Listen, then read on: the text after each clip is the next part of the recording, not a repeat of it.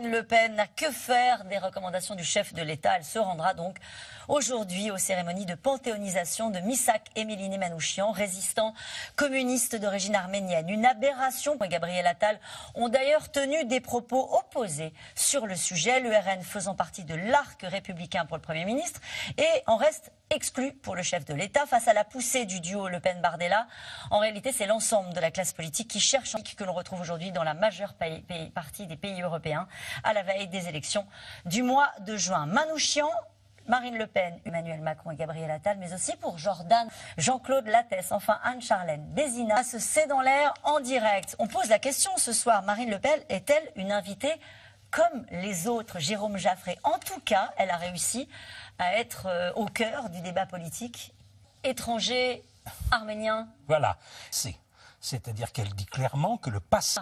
Oui, mais c'est sous-entendu. C'était la consigne pour l'hommage à Robert Badinter parce que c'était une consigne et une volonté de la veuve de l'ancien garde des Sceaux. Voilà, sur cette consigne bien mesurée, comme vous l'avez bien expliqué, du président de la République qui, au fond, se heurte à la volonté de Marine Le Pen de montrer qu'elle est une invitée comme les autres. Oui, je pars fondé par autour de Jean-Marie Le Pen par des gens qui étaient absolument engagés. Dans les membres. Le président n'a pas à trier qui sont les bons et les mauvais élèves de la République. Oui, mais dans le débat politique depuis des mois, des années, sur la morale. Et l'histoire, puisque certains cherchent encore les mots et la stratégie. Entretien avec l'histoire de son parti. L'expression qui est utilisée dans le débat public, essorée même, qui est l'arc républicain. On finit plus par savoir de quoi il s'agit. On va en parler dans un instant. Toujours sur cet hommage avec vous. Est-ce qu'au fond c'est une façon de rompre avec son histoire en honorant des communistes étrangers, internationalistes, chantés par Léo Ferré, qui ne sont pas tellement la culture? Il aurait fallu l'argumenter un petit peu plus, mais comme vous le disiez, avec un risque politique énorme. Même chose pour la marche post-octobre, justement sur la question du conflit israélo-palestinien. La question de sa présence, etc. Mais on se pose moins la question, comme vous venez de le faire à juste titre, de la cohérence du logiciel historique, politique de Marine Le Pen. On se souvient qu'elle avait fait une grande tribune d'hommage au général de Gaulle. Là aussi, ça avait fait pas, au fond, Jérôme Jaffray ne pèse plus. La cohérence d'un parti politique par rapport à son histoire, par rapport à notre histoire. Tout simplement d'abord parce qu'il faut bien dire que ça renvoie à des générations dans la demande de cohérence. À ceux qui ne votent pas aujourd'hui pour elle et qui ont peut-être ce souci de la cohérence et de parler dans un instant. C'est le cadet de ses soucis. On a l'impression qu'elle traîne ça comme un boulet, l'histoire de son parti.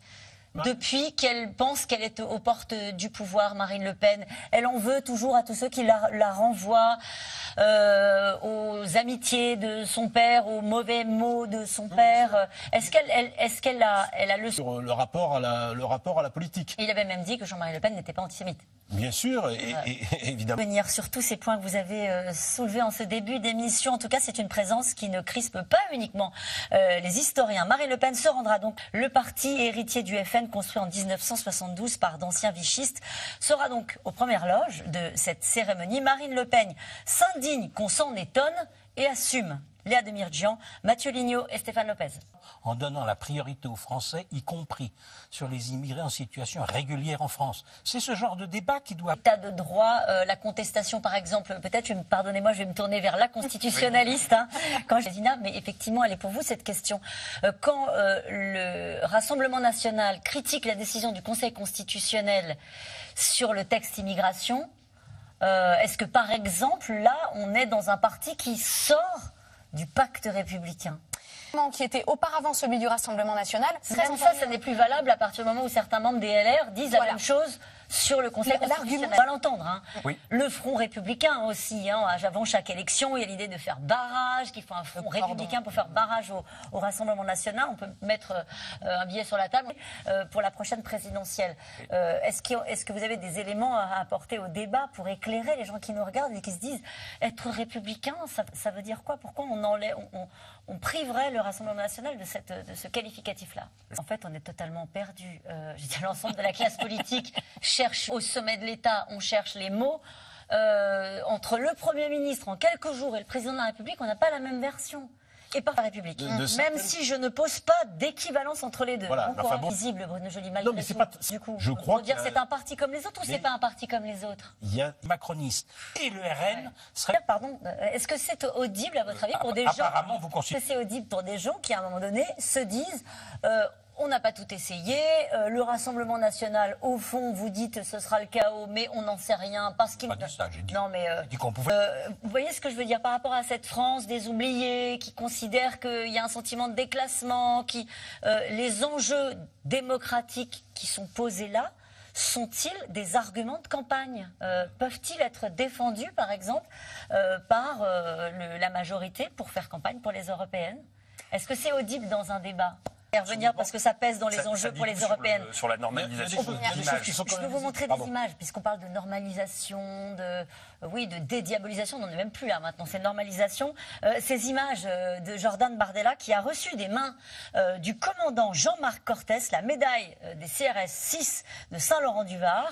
Regarde, on peut préciser que Gérald Darmanin a demandé une enquête administrative. Oui, et des forces de sécurité. On voit.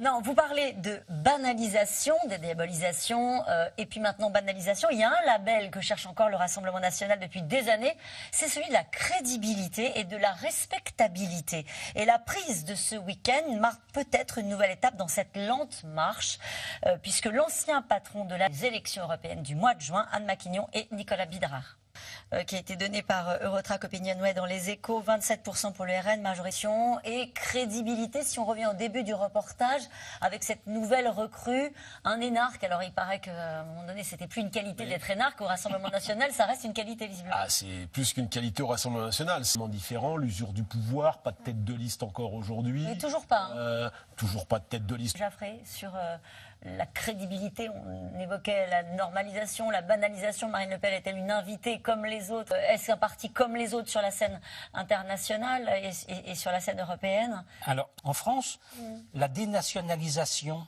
ça a été sous Vichy pour les Juifs qui étaient... Identité et démocratie, ce groupe-là, le groupe ID. Et puisqu'on parlait de l'AFD et de la proximité entre l'AFD et le parti de Marine Le Pen, cette phrase de la coprésidente du parti allemand d'extrême droite qui dit « J'ai échangé aujourd'hui avec Marine ». Ça veut dire qu'il y a des proximités vraiment sur le fond entre ces deux partis, Frédéric Seyss. C'est-à-dire qu'il y aurait la vitrine du discours banalisé, acceptable pour certains, porté par Jordan Bardella et par Marine Le Pen. Et puis, il y aurait ce projet peut-être partagé avec un parti comme l'AFD, les élites, dénoncé par le Rassemblement national en d'autres temps. Anne-Charlotte Bézina. Oui, mais avait par exemple l'idée de faire des réformes pour que la proportionnelle soit installée à l'Assemblée européenne, où les listes populistes sont en tête. Et ils sont devoir fermer les yeux sur ce qu'on appelle des pushbacks, c'est-à-dire de rejeter, c'est ça, hein, certains, qui est assumé de la part de Jordan Bardella pour les institutions européennes. C'est pas de changer l'Europe de l'intérieur, c'est tout simplement de mettre en place une minorité de blocage, c'est ce qu'il a dit, c'est-à-dire pouvoir bloquer le fonctionnement des institutions pour bloquer les textes qu'ils ne souhaitent pas voir passer. Il y a peut-être un autre élément qui risque de peser dans cette campagne des européennes, c'est la situation économique. Après l'inflation, la récession et la rigueur, c'est une question qui est posée et c'est le chemin que prend l'économie européenne, puisque Bruno Le Maire a annoncé qu'il va devoir trouver pour la France 10 milliards d'euros d'économie. Pas facile quand l'activité ralentit. Sur le sujet, le Rassemblement national est aussi en embuscade, comme à Château-Thierry, où l'usine Lu vient de fermer ses portes. Reportage Laura Rado et Stéphane Lepez. Extrême droite, les démocrates de Suède, en Italie, Giorgia Meloni gouverne avec... Parfois des craintes vis-à-vis d'un vote RN, justement pour ces raisons-là. Hein. On le voit tellement fait. Olivier Danlaine.